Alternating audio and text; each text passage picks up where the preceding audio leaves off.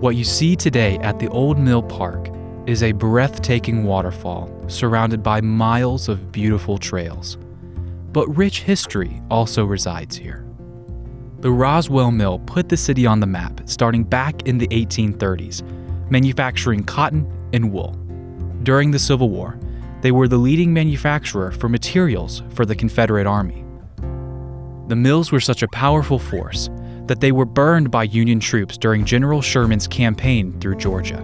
Now, the city of Roswell is working to tell the story of what happened by restoring and adding some new aspects to the park.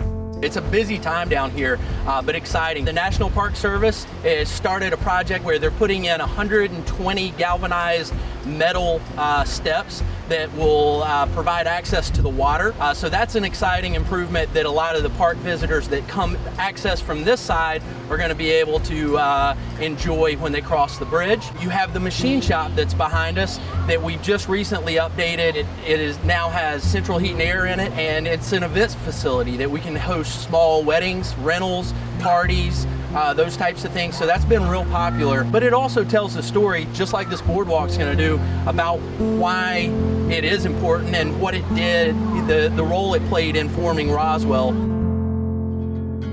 In addition to the renovations, a new, elevated boardwalk will now give visitors a chance to explore a part of the Roswell Mill ruins. The boardwalk will allow people to be just a few steps away from the very same machines used to power the mill. A turbine, which worked up until 1975, is one of those machines. The equipment was hiding under large amounts of kudzu, which was exposed with the help of our little friends. One of the challenges tackling these projects was the sheer amount of kudzu in the park, and the goats proved to be a huge help. Roswell is covered in kudzu. It's very invasive and a real big challenge to maintain and to remove.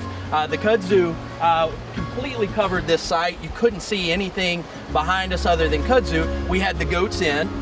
There's about 30 or 40 goats. They bring 2 dogs in to protect them, and essentially goats love kudzu. So instead of coming in with sprays, being so close to the water, the goats allow us to get rid of the kudzu.